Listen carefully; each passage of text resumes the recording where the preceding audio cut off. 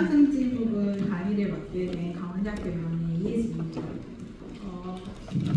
저는 주로 이제 대학 병원에 있는 예방의학과가 설치된 대학병원이 우리나라에 많지 않은데 강원대학교 병원의 예방의학과에서 근무를 하고 있고요. 그래서 저는 사실은 환자 진료를 보지는 않습니다. 병원에 가서 특수한 경우 일부를 제외하고는 환자를 보지는 않고, 다만 이제 강원대학교 병원은 국립대 병원이다 보니까 다른 문화 사립대 병원에서 하지 않는 국가사업을 굉장히 많이 하고 있어요. 그래서 암센터라든가 아니면 심혈관 질환센터나 호흡기 전문질환센터, 어린이병원 등등 거의 센터를 거의 한 30개 가까이 운영을 하고 있습니다. 그래서 병원을 기반으로 하는 조금 환자가 아닌 병원을 기반으로 하는 이제 인구 집단을 대상으로 하는 예방관리 사업이라던가 그런 프로그램들을 많이 관여를 하고 있고, 또 이제 환자를 그 병원 안에서는 진단과 치료를 주로 하고 있지만, 그런 진단과 치료가 아닌 예를 들면 심근경색이나 뇌졸중으로 진단을 받고 치료하셨던 분들의 이제 퇴원 후에 퇴원 후 환자 관리라던가 교육 이런 것들을 많이 주로 하고 있습니다. 이제 그거랑 관련해서 이제 건강 증진과 관련해서는 사실 건강 증진이 이제 1차 예방 차원에서는 어떤 질병이 발생하기 전에 그런 위험 요인들 관리를 통해서 이제 질병 발생을 조금 늦추거나 아니면 줄이거나 하는 데 주력을 하고 있는데, 사실 건강 증진이 단순히 1차 예방에만 국한되지는 않습니다. 예를 들어 고혈압이나 당뇨병이 발생한 사람들도 지금의 건강 수준을 유지하거나 아니면은 이후에 합병증 발생이라던가 중증화로 이어지는 것들을 막기 위한 그러한 작업들을 이제 건강 증진을 차원에서 진행을 하기도 하고요. 또 심근경색이나 아니면 뇌졸중이 발생한 경우에도 이제 원래 가지고 있었던 기능을 회복하거나 아니면 조금 더 일상생활을 독립적으로 영위할 수 있는 수준의 기능 수준을 끌어올리기 위한 재활, 이런 것들을 이제 3차 예방이라고 하는 이론으로 또 진행을 하는데, 사실 그런 것들도 일종의 건강 증진을 하는 분야들로 볼 수가 있습니다. 그래서 그리고 이제 보건 이런 일들을 하다 보면은 저희가 의료기관만이 아니라 보건소와 같은 보건기관하고도 사실 연계를 저희는 하는데, 이제 그런 내용들에 대해서 좀 소개를 해드리도록 할게요. 또 방금 조교 선생님하고 얘기를 해보니까 이제 뭐 강의 슬라이드가 있고 여러분들한테 배포를 하는 인쇄 자료가 있는데 거기에서 약간 의사소통에 오류가 있었던 것 같아요. 그래서 아까 보여줬던 흑백으로 된 자료를 여러분들이 아마 못 받은 것 같아요. 그렇죠. 네, 그래서 그거 아마 이번 시간 끝나고 나면은 바로 그 사이버 캠퍼스의 조교 선생님이 PDF로 된 자료, 이번 주랑 다음 주 강의 자료는 다 올려드릴 거니까 그거를 보시면 되고요. 저는 이제 강의한 내용만이 아니라 여러분들 예방의학은 꼭 교과서에 보여드려야 돼요. 왜냐하면 이게 저희가 강의하는 내용들이 예방의학이 되게 분야가 광범위하고요. 물론 이제 PDS에서는 주로 의료 관리하고 지역사회 의학 관련한 내용들을 다루는데, 이게 나름의 이제 역사나 이게 바뀌는 게 그냥 바뀌는 게 아니라 뒤에 역사적인 흐름들이 있어요. 특히 지역사회의학을 아마 정하일 교수님도 말씀해 주셨겠지만, 우리가 자체적으로 지역사회에서 뭘 하자 이렇게 시작했다기보다는 외국에서 먼저 이런 지역 기반으로 하는 사업들이 필요한데, 이제 우리나라가 그때 당시에 돈도 별로 없고 건강 수준이 좋지 못하는 나라다 보니까 우리나라에서 그러면은 뭐 비싸고 전문 인력이 없는 상태에서 의료기관을 이렇게 만들기는 어렵거든요. 그러다 보니까 이제 그 지역에 있는 일반 사람들의 건강 수준을 좋아지게 하기 위해서는 결국 지역사회 의학을 기반으로 하는 어떤 사업이나 프로그램들이 필요한데, 거기에 지원을 하는 형태로 많이 들어왔었거든요. 선교도 약간 있었지만, 이제 우리나라는 그래서 지역사회의학이 그렇게 시작이 됐었고, 이제 그게 점점점, 그래서 처음에 농촌에서부터 시작하다가 이게 결국은 인구 집단을 대상으로 하는 거다라고 하면서 농촌만이 아니라 뭐 도시라던가 아니면은 생애 주기에 따른 이런 형태로 다양하게 발전을 한 게 있습니다. 근데 이런 것들을 강의실에서 다 얘기를 하기가 사실은 쉽지 않아요. 그래서 여러분들 예방의학 교과서 꼭 읽어보시고요. 특히 예방의학 교과서는 집필 하시는 분들이 거의 전국에 있는 의과대학에 계시는 분들이 거의 다 모여서 해요. 그래서 저자 자체가 지역사회 의학만 하더라도 거의 한 20, 30명이 하기 때문에 그거를 저희 그냥 한두 명이 강의로 사실 다 전달하기보다는 여러분들이 여러 사람이 모여서 비를 교과서를 기본으로 보시고 강의는 사실 그런 내용들을 조금 이해하는 데 도움이 되게 저희가 약간 설명을 해주는 정도라고 생각을 하시면 좋을 것 같습니다.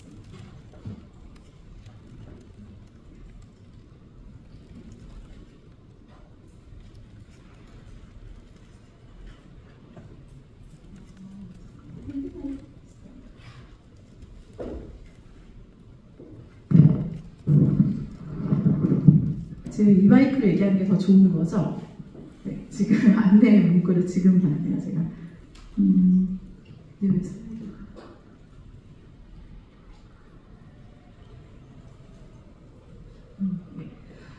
그래서 이제 그 건강 증진은 건강 증진이 의학 분야 안에서는 비교적 조금 늦게 태동을 했습니다. 서양을 기준으로 해서 한 1980년대에 이제 건강 증진이 대두를 하게 되고요. 그래서 이제 뒤에도 설명을 드리겠지만 이제 전 세계적으로 건강 증진이 우리의 전체적인 이제 인류의 건강 수준을 높이는데 단순하게 의학이 발달하는 것만이 아니라 건강 증진을 시행을 하는 게 훨씬 더 도움이 되고 앞으로 필요한 일이다라고 얘기하는 게 1986년에 오타와 선언을 하면서 시작이 됩니다.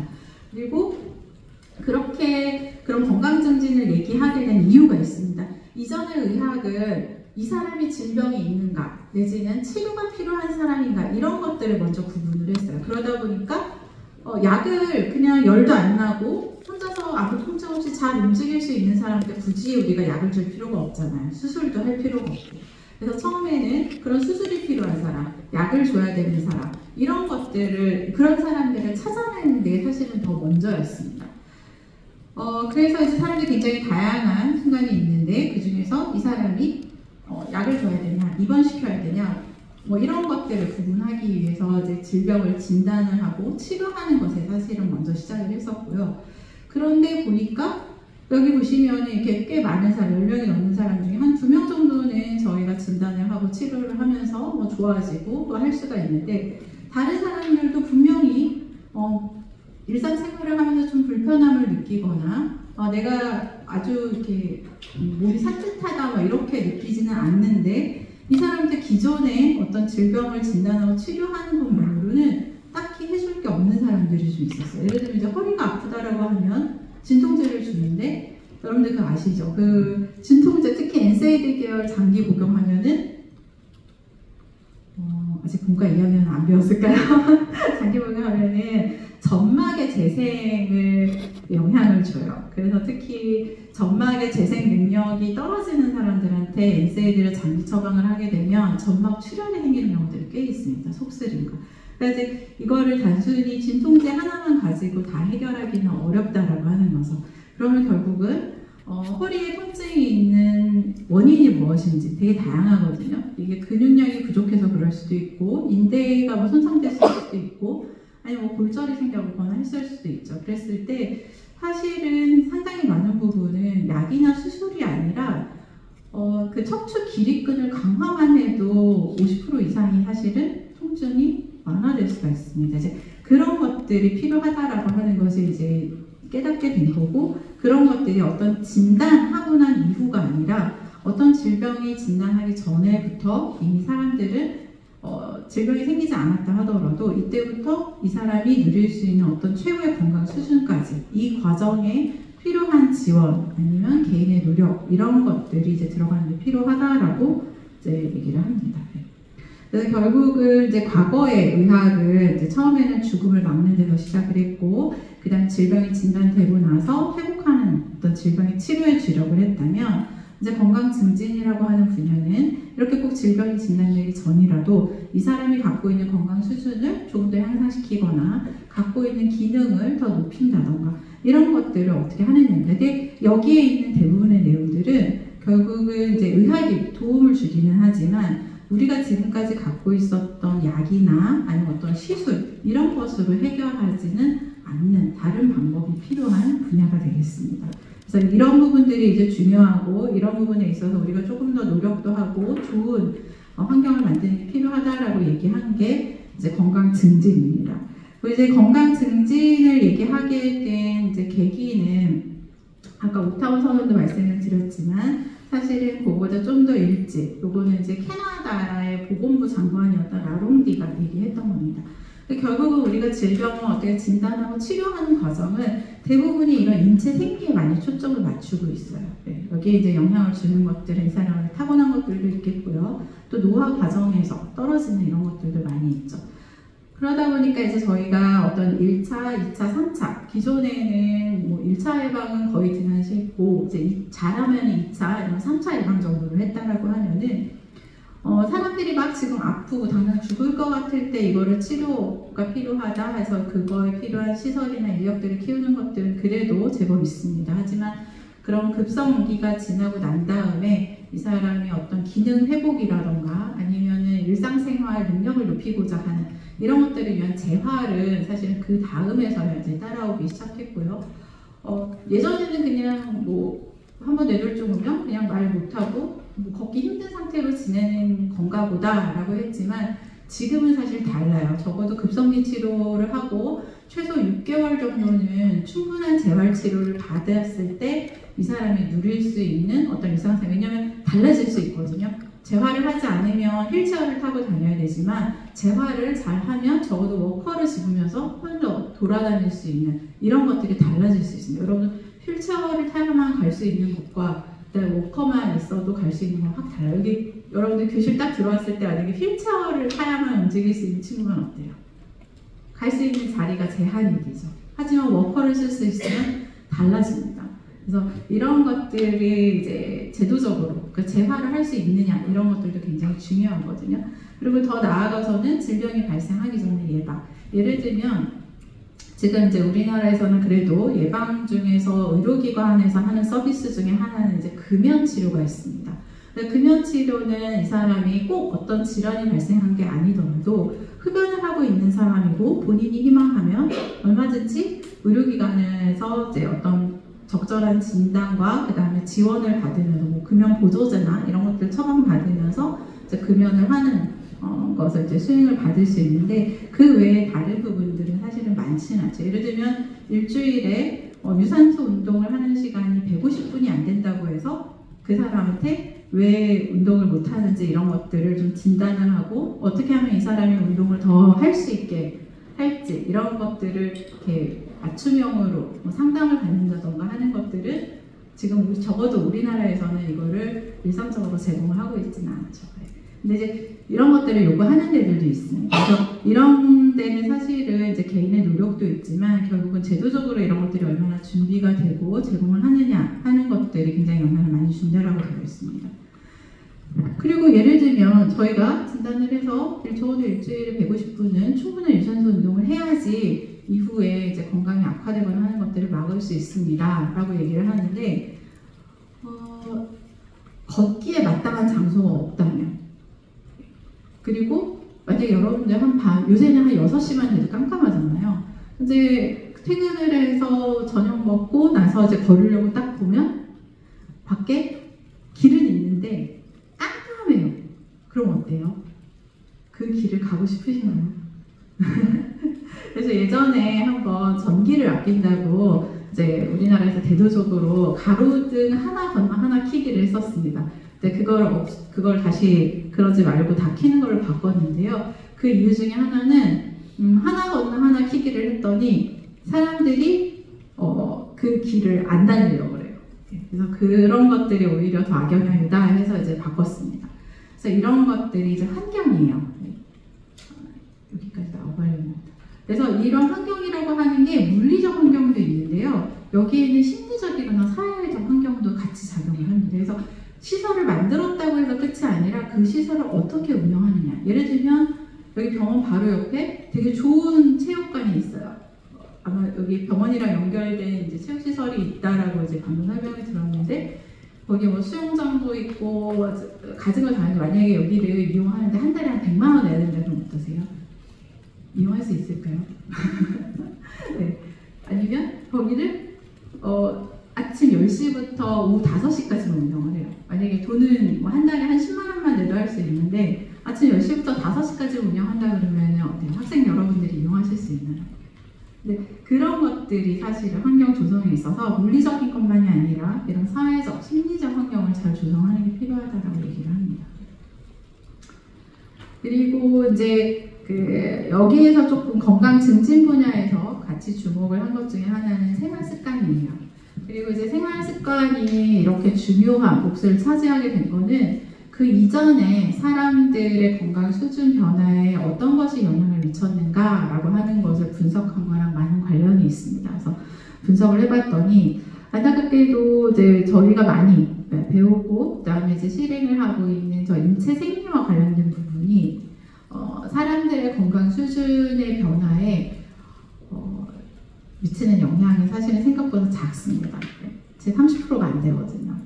그런데 오히려 사람들의 그런 건강 수준에 무엇이 많은 영향을 미쳤는가 하고 봤더니 생활 습관이었어요. 되게 사소한 것들도 들어갑니다. 여기에는 손을 잘 씻는 것, 이런 것들도 사실은 사람들의 건강 수준이 좋아지게 하는데 이제 도움이 된 거예요. 그래서 이거를 캐나다 보건부 장관이었던 아롱디가 이제 한번 보고를 했었고, 여기에 기초를 해서 결국 나중에 이제 세계보건기구에서 이 내용을 받아서 1986년에 이제부터 선언을 발표하게 됩니다. 잠깐 보시면 이때까지 어떤 일이 있었는가, 한 거의 19세기 중반, 한 1800년대 중반에서부터 한 1900년대 한 초반까지만 해도 어마어마한 과학의 발전이 있었습니다. 온갖 법칙 이런 거 다 발견하고요. 그다음에 뭐 미생물도 발견을 하고 DNA의 존재도 확인을 하고 이런 과정들이 이렇게 쭉 있었어요.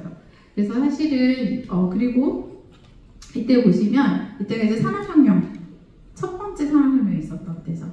증기기관이라고 하는 게 만들어지면서 더 이상 사람이나 동물이 끌지 않아도 무언가 움직일 수 있다라고 하는 것을 발견을 하게 돼요. 그래서 이걸 기반으로 해서 공장이라던가 이런 것들이 다 들어서게 되죠. 그래서 이렇게 증기기관을 만들었었고, 또 여러분이 이제 잘 아시는 타이탄 같은 경우에 당시에 가장 큰 배였고, 심지어 처음에 만들었을 때 무슨 일이 있어도 절대로 물에 가라앉지 않는 배다라고 선언을 할 정도로 과학 기술이 엄청나게 발달을 했었습니다. 그런데 여러분들 잘 아시는 것처럼 타이타닉은 어떻게 됐죠? 첫 항해에서 빙산을 만나서 침몰해 버렸어요. 절대로 침몰하지 않는 배라고 했는데 그랬었고, 이게 무슨 사진인지 혹시 아세요? 이 사진. 이 사진이 세계 2차 대전 때 있었던 노르망디 상륙작전 사진입니다. 그래서 엄청나게 과학기술이 발달했었는데 그런 배가 침몰하는 사건도 있었고, 심지어는 그 발달된 과학기술을 가지고 사람들이 전쟁을 벌였습니다. 그것도 2차례. 그래서 이런 일들을 겪은 게 이제 1900년대 한 중반까지 우리가 겪었던 일입니다. 과학기술이 막 발달하고 못 봤던 미생물, 어떤 과학기술의 법칙 이런 것들을 발견하는 과정에서 사실은 과학기술을 엄청나게 발달시키면 그동안 인류에게 문제가 됐던 많은 것을 다 해결할 수 있을 거라고 믿었었습니다. 사람들의 기아 문제, 여러분들 옛날 사람들은 그냥 영화 보면은 다 이렇게 맛있는 거 먹고 그랬던 것 같지만 우리나라 조선시대에 하루에 몇 끼 먹을게요? 조선시대 때 우리나라 조선시대 때 이렇게 지금의 눈으로 보면 못 사는 나라처럼 보일지 모르지만 전 세계적으로는 상당히 잘 사는 나라였거든요. 잘 사는 나라니까 제사도 지내고 이랬죠. 근데 조선시대 사람들 평균적으로 하루에 몇 끼 먹었을까요? 한 끼 정도라고 봅니다. 하루에 3끼 못 먹었어요. 그래서 흉년이 들어서 흉자기만 예상이 되면 조선시대 임금들도 밥을 못 먹었습니다. 왜냐하면 흉자기 돌면 어떻게 돼요? 사람들 간신히 하루에 1끼 먹어요. 흉년이 되면 하루에 1끼도 못 먹어요. 근데 왕만 하루에 3끼 먹을 수 없잖아요. 그래서 이제 그때 간식은 좀 먹었지만 이제 밥을 못 먹는 그런 시기도 있었어요. 그런데 이제 이런 것들이 과학기술이 발전되면 다 해결될 거라고 믿었었는데 그렇지 않다라는 걸 사실은 이제 알게 된 거죠. 그리고 또 이런 그 사람들의 건강 수준이 이때에는 더 좋아져 있어야 했거든요. 왜냐면 조선시대에 우리나라 성인 남성의 평균 수명은 38세였습니다.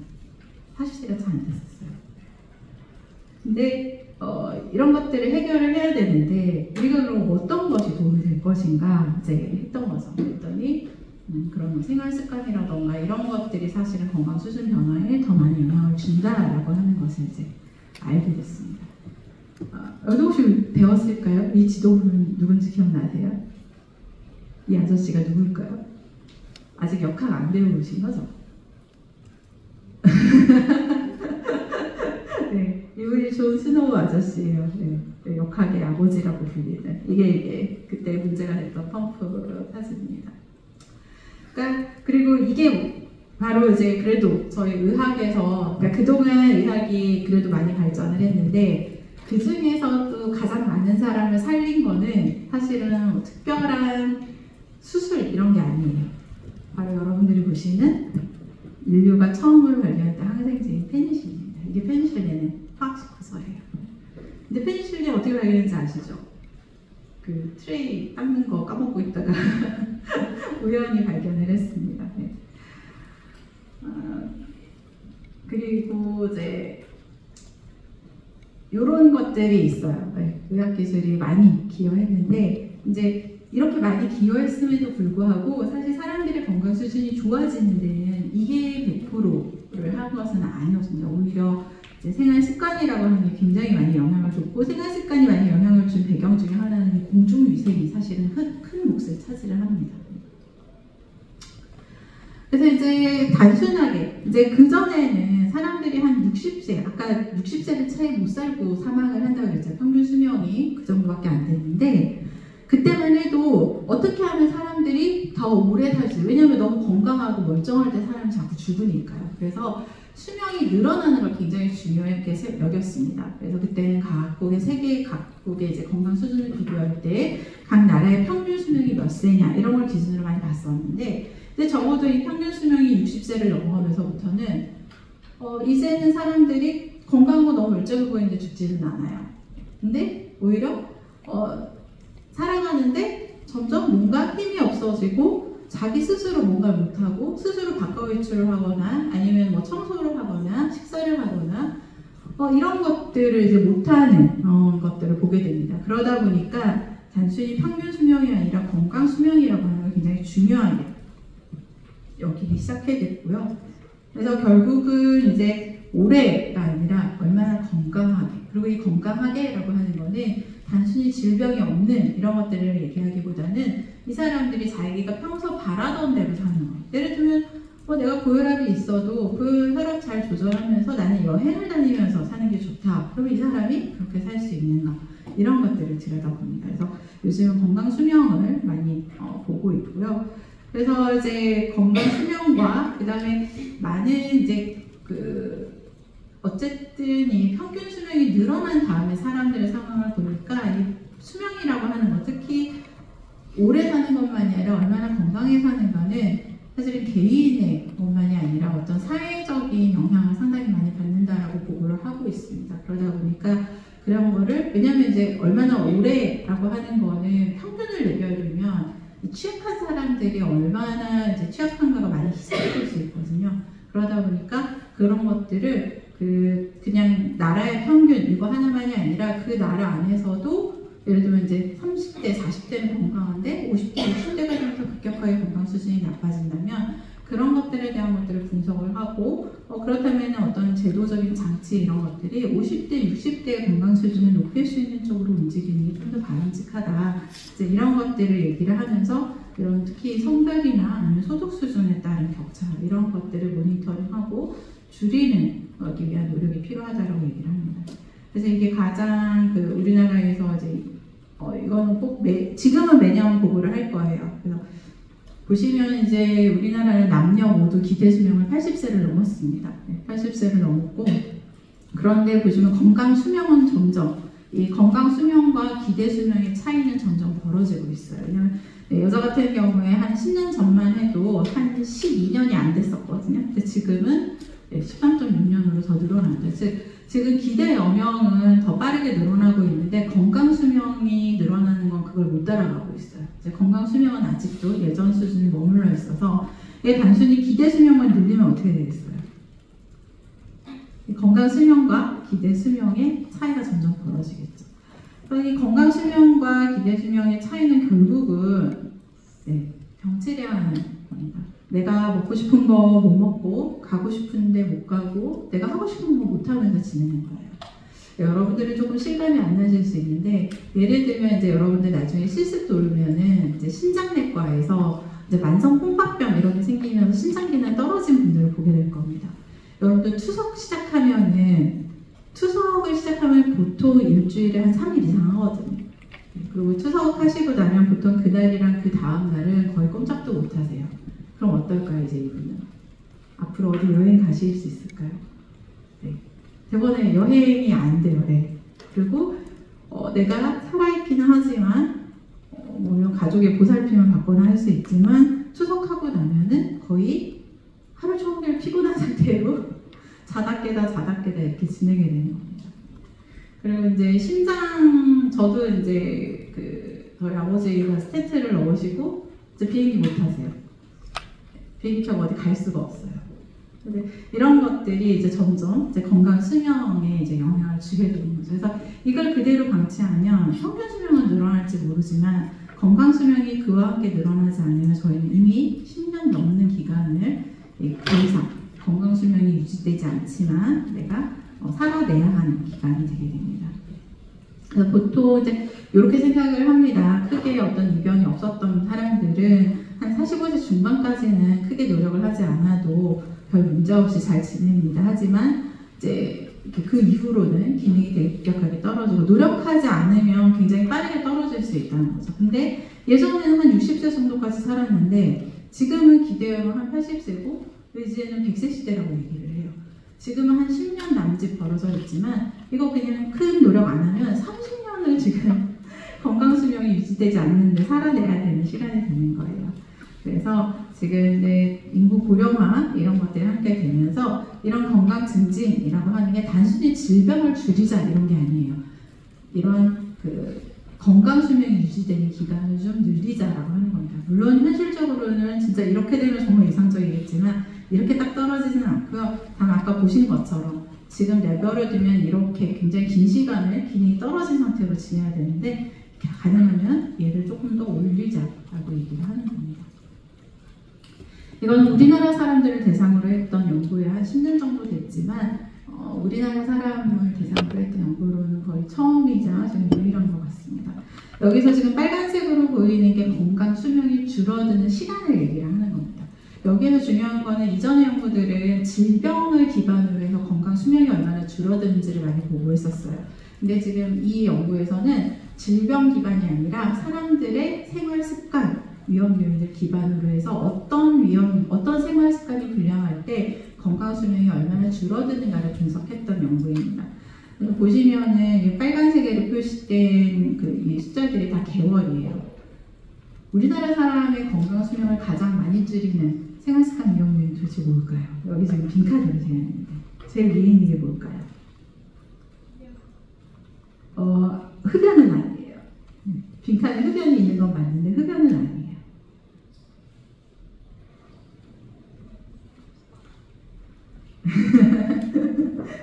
네, 식습관입니다. 우리나라 사람들은 식습관이 제일 크게 영향을 주고 있어요. 주고 그다음 흡연이고요.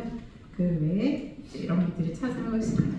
여기에서 고혈압과 고혈당은 질병을 얘기하는 게 아닙니다.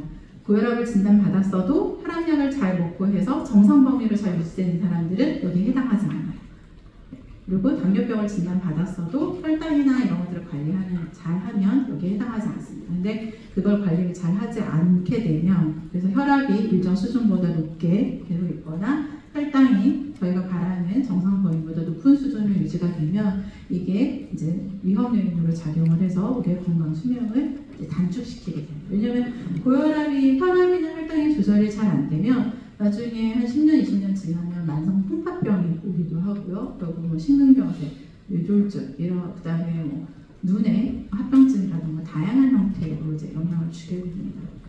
이 연구를 발표를 할 때에는 아마 대기오염과 스트레스는 조금 과소평가가 됐을 거다라고 얘기를 했어요. 왜냐하면 이때 분석하는데 항상 이런 분석들은 어때요? 적어도 연령대가 조금 있는 사람들의 자료를 가지고 분석을 하겠죠. 그럼 그 사람들이 분석했던 시기는 지금이 아니라 그 사람들의 위험 요인 노출에 대한 정보를 모은 거는 더 옛날이에요. 한 20, 30년 전입니다. 근데 20, 30년 전에는 2000년대 전에는 사실 미세먼지 이런 거에 대해 별 관심이 없었어요. 지금은 지하철 이런 데 막 미세먼지 농도 이런 거 전광판에 보여주지만 그렇게 된 지가 사실은 한 20년 정도밖에 안 됩니다. 그러다 보니까 그 이전에는 사실 노출에 대한 게 조사가 되지 않았었고, 그런 연유로 해서 이런 대기오염 스트레스는 아마도 실제로 이제 나중에 이게 측정됐던 사람들을 대상으로 하면 아마 그 영향이 더 클 것이라고 생각을 하고 있습니다. 그래서 결국 우리나라는 보면은 전체 이거는 이제 비감염성 질환을 기준으로 봤을 때 전체 질병이 발생한 사람들의 어떤 부담 중에 한 30% 정도는 이런 생활 습관을 위해서 발생한 것으로 본다라고 얘기를 하고 있습니다. 결국 이런 생활 습관 위험 요인을 잘 관리를 하면, 사실 여기에는 저희가 약제비도 안 들어가고 어떤 수술이나 이런 것도 들어가지 않죠. 근데 이런 것들을 잘하면 비감염성 질환으로 인한 어떤 문제가 발생하거나 하는 것들을 한 3분의 1 정도는 줄일 수 있을 거라고 기대를 하는 겁니다. 근데 이런 건강 수준이라고 하는 것은 그냥 어느 날 아침에 그냥 갑자기 바뀌는 게 아니라 사실은 그 안에 저희 빙산처럼 우리 눈에 보이지 않는 것들이 훨씬 더 많이 있다고 생각을 합니다. 여러분들 저 가치나 믿음이나 비전 이런 것들은요 아주 거창한 게 아니고요, 그냥 내가 좋아하는 거. 여러분들 저녁 먹고 나면 제일 하고 싶은 게 뭐예요? 하루에 수업을 다 끝내고 이제 맛있는 저녁 먹었어요. 뭘 제일 하고 싶으세요? 나가서 뛴다. 아니면 뭐 계단을 걷는다. 아니면 저기 소파에 누워있는다. TV를 본다. 네. 여러분들 그 TV의 황금 시간대가 괜히 있는 게 아니거든요. 그리고 넷플릭스 이런 게 생기면 사람들이 원하는 시간에 볼 수 있으니까 시간을 세팅을 하겠지라고 생각했는데 그게 아니라 쓸 수 있는 최대의 시간을 쓰더라고요. 네. OTT 앞에서. 근데 되게 OTT를 보실 때 어때요? 나는 그런 영상 볼 때 운동하면서 본다 하는 지금 혹시 트레드밀 앞에서 본다던가.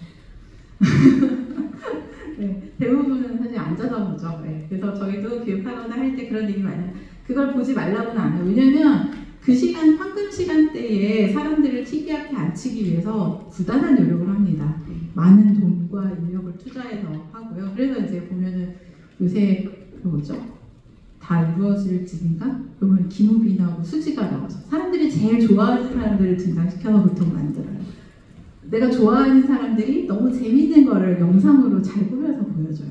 그러니까 그런 것들을 좋아하는 게 사실은 당연합니다. 다만 저희는 건강 증진을 하는 과정에서 그런 것들이 정말로 건강에 도움이, 제가 이제 얘기한 것처럼 좀 다르게 얘기할게요. 어르신들한테는, 저희가 나이가 좀 있으신 분들한테는 저녁 드라마 다 보시고요. 다만 보실 때 소파에 앉기 전에 한 5분만 제자리 걷기 하고 보세요. 이렇게 말씀을 드려요. 근데 또 이제 여러분들처럼 젊은 20, 30대 분들한테는 영상 보는 거 다 좋은데 일주일에 2번은 트레드밀 앞에서 보세요.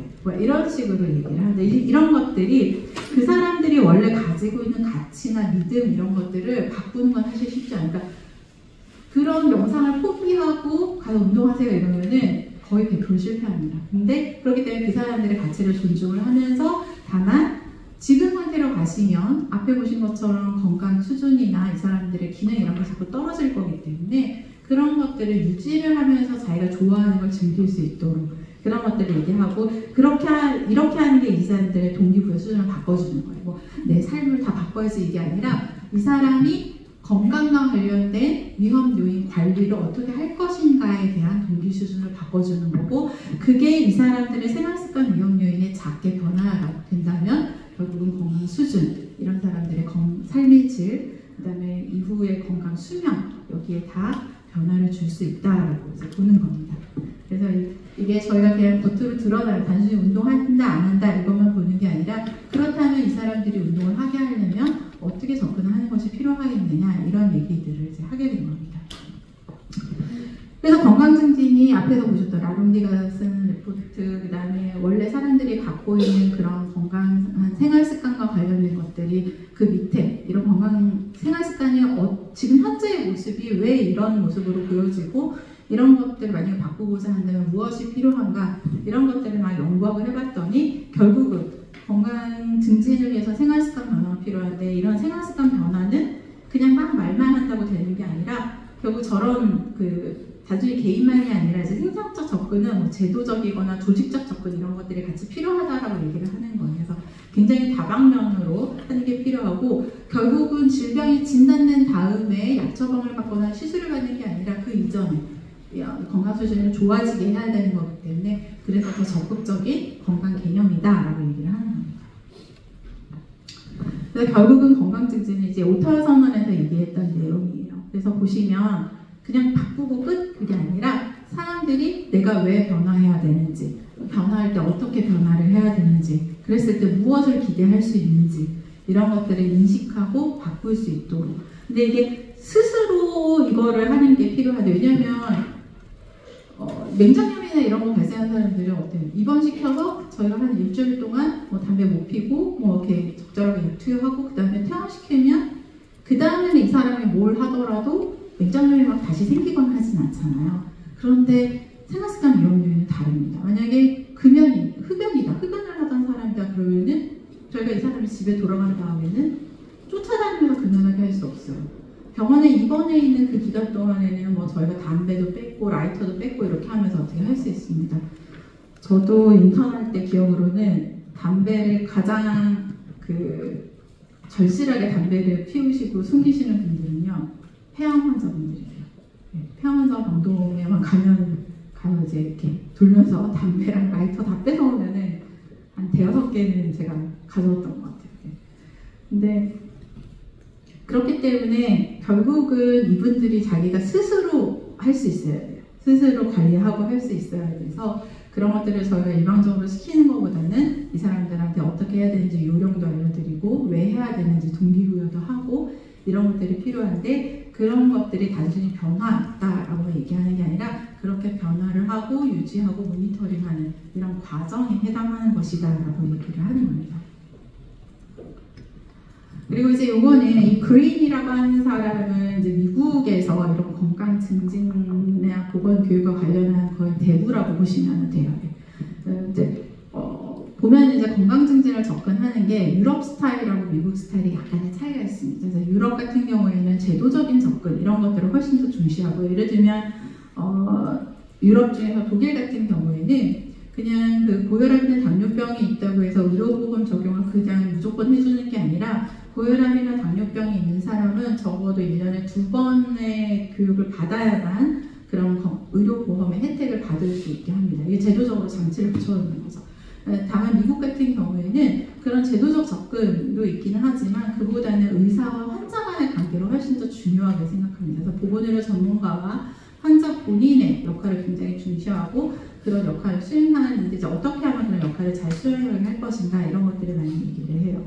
그래서 이제 그러다 보니까 이제 그린이 얘기한 어떻게 건강 증진을 수행할 것인가에 대한 내용은 조금 그런 개인에 초점을 맞춘 내용들이 많이 있습니다. 물론 이런 사회 정책적 제도 이런 것들도 필요하다라고 얘기를 하지만 건강 교육을 중심으로 해서 개인의 건강 행태 변화를 어떻게 할 것인가에 대해서 좀 많이 얘기를 하고 있고요. 근데 이제 대부라고 얘기를 하는 건 이런 것들을 사실 미국에서는 거의 처음으로 이 요소들을 다 분리를 시키고 이거를 실제로 어떻게 할 거냐. 이제 제가 오늘 강의할지 모르겠는데 풀시드라고 하는 모형, 건강증진 모형이 있는데 그 모형을 주장을 했던 사람이고 사실은 건강증진 실천 모형에 있어서는 굉장히 잘 구축되고 많은 곳에서 활용을 하는 내용입니다. 그래서 보시면은 여기서 이제 교육, 그 다음에 사회, 경제, 그다음에 조직적 접근에 대한 걸 굉장히 중시하고요. 결국은 이런 건강 행태와 환경이 변화하면 이게 서로 상호작용을 하면서 사람들의 건강 수준을 바꿀 수 있다라고 얘기를 합니다. 그리고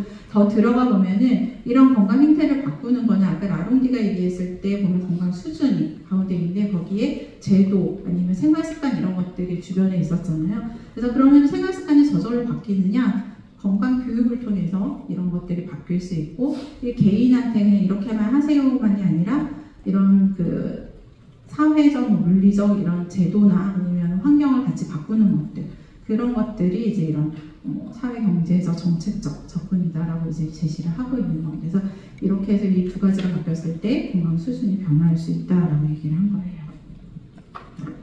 보시면 세계보건국에서 추천했던 건강증진 국제 굉장히 여러 가지가 있습니다. 그래서 보시면 이제 오타와 헌장으로 저렇게 발표를 했던 게 있고요. 그리고 보면은 이제 반포 헌장 때 이게 한 30년 정도 지나다, 20년, 한 20년 정도 지나다 보니까 이 사람들의 건강 수준에 영향을 주는 건강 결정 요인에 상당히 많은 변화가 있었습니다. 그리고 그동안 세계화라고 하는 것도 많이 진행됐었고, 그리고 인터넷이 또 이제 보면은 많이 활성화가 됐었죠. 그런 변화들을 조금 담아서 방법 결정에서 이제 조금 다른 내용들을 발표를 했던 게 있고요. 지금 현재는 이제 그 상하이 회의에서 얘기했던 걸 기반으로 해서 또 이제 유엔에서 이제 지속할, 그 전에는 새천년 개발 목표라고 많이 얘기를 했었어요.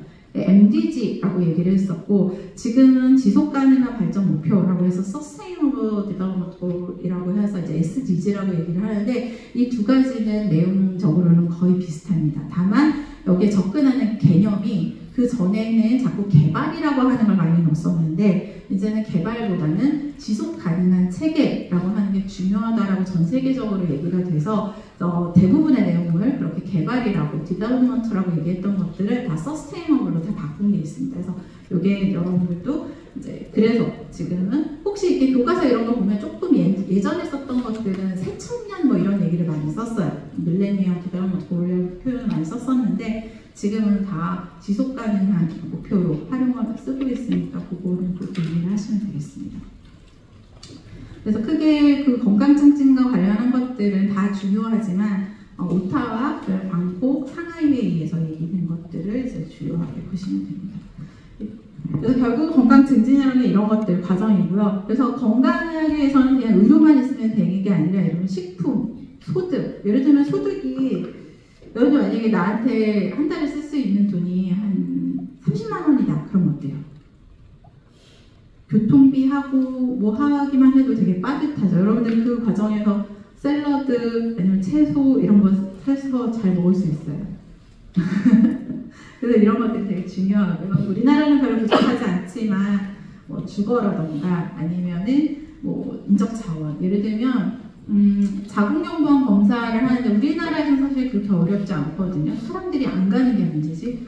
근데 외국 중에 어떤 나라는요, 그 자궁경부암 검사를 하려면은 산부인과 의사만 있어서는 안 되고요, 병리과 의사가 있어야 됩니다. 어떤 나라는 병리과 의사가 그 나라에 2명밖에 없어요. 그런 데서는 자궁경부암 검사를 저희가 하는 방법으로 하라고 할 수가 없습니다. 판독을 못 하거든요. 이런 것들이 사실은 건강을 어떻게, 건강 수준을 어떻게 유지할 것이냐, 아니면 더 좋아지게 할 것이냐, 이런 것들이 다 달라지게 됩니다.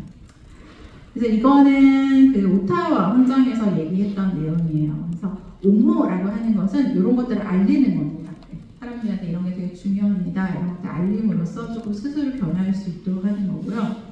이 이네이블이라고 하는 게 사실 우리나라에서 잘 안 쓰는 개념이 조금 어려울 수 있는데, 이네이블이 뭐냐면 사람들이 자꾸 어디를 갈 때 차로 한 10분 거리인데 자동차를 타고 가요. 승용차를 타고 갑니다. 근데 저희가 보통 대중교통을 이용을 하는 게 탄소 배출도 더 줄어들 수 있고 뭐 개인의 건강에 도움이 된다 이렇게 많이 얘기를 하잖아요. 그러면은 사람들한테 단순하게 여기 한 10분 거리니까 승용차를 이용하지 마세요 라고 하는 걸로는 잘 바뀌지 않습니다. 그럼 여기 뭘 해주면 좋을까요?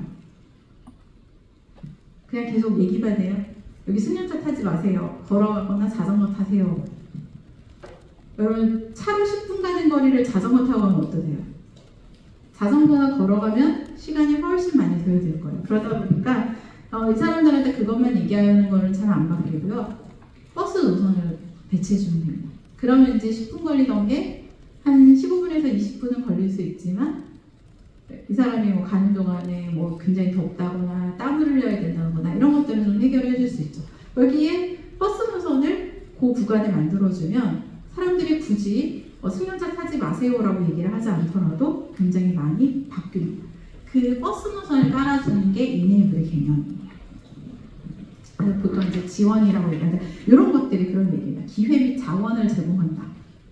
이런 것들이 이제 버스 노선 바꿔주는 그런 얘기입니다. 결국은 이런 건강증진을 위해서는 단순하게 사람들한테 건강 정보를 전달하는 것만이 아니라 어떻게 행동을 해야 된다고 교육하는 걸로 끝나는 게 아니라 실제 환경을 바꿔주거나 제도를 바꿔주는 게 훨씬 더 크게 도움이 될 때가 있습니다. 근데 이거는 의사 혼자 할 수 없어요. 굉장히 다양하고 예를 들면 버스 노선 바꾸는 거 어디랑 얘기해야 돼요? 서울시나 도로교통과하고 얘기를 해야 됩니다. 그래서 이렇게 다양한 분야가 서로 협력을 해야만 저희가 필요한 건강 증진에 도움이 되는 변화들을 가져갈 수가 있고요. 그래서 이런 부분들을 그래서 그냥 중재라고 얘기를 한 겁니다. 근데 이게 우리나라만이 아니라 이제 이런 것들을 먼저 시도를 해봤던 데들에서 이런 게 더 중요하더라라고 이제 얘기를 한 겁니다. 이런 것들이 옹호예요. 네. 옹호는 사람들한테 알려주는 겁니다. 예전에 광우병 시위할 때 촛불 집회 하던 건데요. 이제 사람들한테 어떤 게 중요하다, 어떤 거 하면 안 된다, 뭐 이런. 근데 저는 아직은 탄소 배출을 줄여야 된다는 걸로 촛불 집회는 못 본 것 같은데 이런 것들이 이제 굉장히 많아요. 그런가 하면 이런 것들도 옹호의 한 사례예요. 이분이 이제 김대중 대통령이시고 이분이 초대 국립암센터 원장이셨던 분입니다.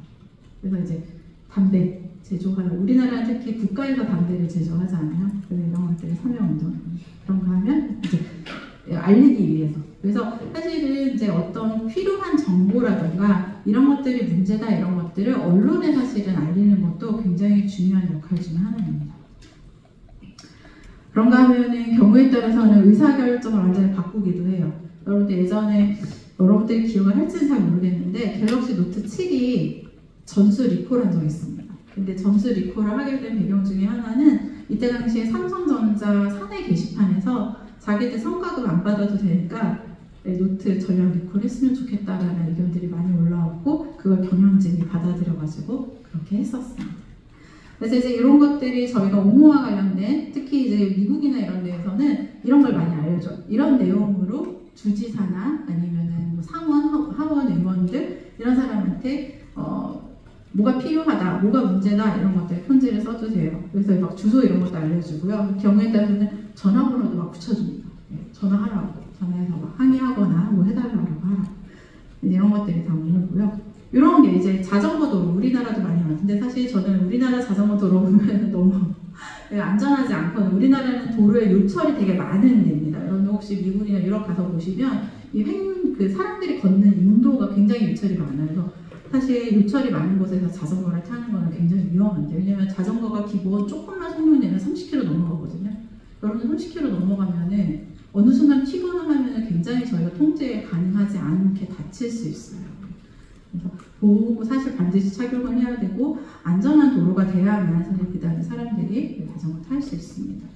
그래서 이런 것들 보면은 뭐 어디서 어디 이동할 때 하루 종일 갖고 다닐 수 없잖아요. 공영 자전거 이런 것들이 되게 많아지는 건 좋은데 사실 우리나라 시내는 도로 환경이 자전거 타는 데 이렇게 좋은 환경은 아니다라는 생각을 합니다. 그리고 요거는 이제 예전에 북한간 자전거길을 조성을 한 데는 보건복지부가 아니에요. 아마 이때 당시에는 해양교통부였나 그랬었어요. 그래서 이 북한간 자전거길은 굉장히 광범위하게 있습니다. 강원도부터 서울까지 오거든요. 강원도, 경기도, 서울, 북한 가게 오는 그 길을 쭉 따라서 길을 조성을 했던 건데 그러다 보니까 이거 개통식 할 때 이렇게 많은 사람들이 와서 개통식을 축하하기로 했습니다. 그래서 보통 이제 학교에서 건강증진 학교 모델들도 이제 많이 했었는데 보면은 이제 요런 영화 여러분들 나중에 교과서에서 보실 거고요. 실제로 할 때 보면 이렇게 많이 관련합니다. 학교만 하는 게 아니라 뒤에 이렇게 많은. 예를 들면 지금 보면 요새 어린이 보호구역 이런 거 있죠. 그런 거 보면 기본적으로 교통과 관련한 그런 것들이 많이 관련하게 됩니다. 그래서 모험가를 하려고 할 때 굉장히 많은 관련되어 있는 곳들이 많이 참여해야 되는 경우들이 있고 이 과정에서는 그냥 우리가 알고 있는 단편적인 정보 이것만이 아니라 이 사람들의 여건이나 이 사람들의 생각이 어떠한지도 되게 중요합니다. 그래서 중재를 할 때는 내가 알고 있는 거, 내가 필요하다고 생각한 거를 여기에다가 심는 게 중요한 게 아니라 그럼 이 사람들이 몰라서 못한 건 아니거든요. 이 사람들도 뭔가 여건이 있기 때문에 이제 어떨 때는 가서 되게 열심히 생각하고 갔는데 그냥 현재 현상 유지로 가야 되는 이런 경우들도 사실 존재하긴 합니다. 그런데 이제 그럼에도 불구하고 건강 증진을 위해서 무엇이 필요하냐라고 했을 때는 이 건강 증진에서 가져가는 내용이에요. 개인들한테 그러면 담배 피우고 싶을 때 어떻게 해서 담배를 안 필 수 있는지 뭐 이런 것들도 알려줘야 되고요. 아까 보셨던 굉장히 다양한 지역사회 관계자들과 할 수 있는 게 뭐가 있을지 이런 거 한번 확인해 봐요. 예를 들면 관련한 어떤 문구가 담긴 브로셔를 뭐 약국에 전달을 한다던가 뭐 이런 것들도 가능하거든요. 그래서 환경이라고 하는 것은 물리적인 것만이 아니라 사회적 환경도 포함이 됩니다. 그래서 이런 것들 예를 들면 교육을 받거나 아니면 뭐 진단 받으신 분, 고혈압 당뇨병 진단 받으신 분이 제때 진료를 잘 받거나 하면 거기에 대해서 뭔가 선물이나 아니면 진료비에 대한 인센티브를 준다던가 이런 것들 할 수 있고요. 결국은 이제 우리나라가 이 부분을 굉장히 많이 얘기를 하는데 질병이 발생한 다음에 치료를 하는 거야만 주려고 하는 게 아니라 질병 발생하기 전에 예방할 수 있는 서비스에 대해서도 훨씬 더 적극적으로 이용할 수 있는 그런 제도나 환경을 만드는 것들이 필요하다라고 얘기를 합니다. 이게 이제 방콕 현장에서 얘기했던 거고, 보시면 건강결정 요인이 많이 변화했고, 이게 세계화가 많이 진행이 되다 보니까 한 나라에서만 노력을 해서 문제가 해결되지 않는다라는 걸 사실 확인을 했습니다. 그래서 예를 들면 우리나라는 비교적 마약 청정국이라고 얘기를 하긴 하지만 요새 마약 계속해서 늘어나고 있거든요. 실제로 마약 중독이 문제가 되는 게 점점 늘어나고 있습니다. 그래서 이런 것들이 뭐 지금 LA 아니면 암스테르담 이런 데 마약 중독자들이 다 막 널브러져 있는데 서울만 멀쩡하진 않거든요. 그래서 그런 것들이 전 세계적으로 이제 모니터링도 하고 같이 노력도 하고 이런 것들이 필요하다라고 이제 얘기를 합니다. 크게 다르지는 않은데 이게 오타와하고 약간 달라요. 그래서 이런 부분들은 뭐 서로 다른 거 이런 것들을 항상 잘 보시고, 근데 전체적인 내용은 사실 크게 다르지는 않습니다. 그리고 이게 상하이에서 한 거고요. 지금 다 이 SDG는 2030년까지를 목표로 하고 있습니다. 그리고 그래서 보면 결국은 이런 거버넌스라고 하는 게 결국 어떤 제도를 새롭게 만들거나 지원을 만들거나 하는 것들이 다 의사결정하고 관련이 있어요. 그러다 보니까 좋은 바람직한 의사결정 구조를 갖는 게 굉장히 중요하다고 얘기를 하고 있고요. 그 다음에 이제 건강도시. 네. 결국은 이제 과거에는 농촌에 사는 사람이 많았지만 지금 우리나라 사람들도 농촌보다 도시 인구가 많습니다. 그래서 도시에서 농촌으로 가자가 아니라 사람들이 도시에 많이 사는데 그렇다면 건강증진에 도움이 되는 도시 어떻게 만들 것이냐.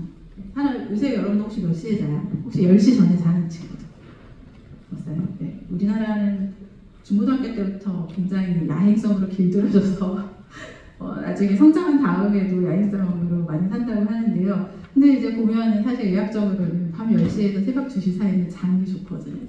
저도 물론 12시 전에 잘 안 자긴 하는데 이제 이런 것들이요.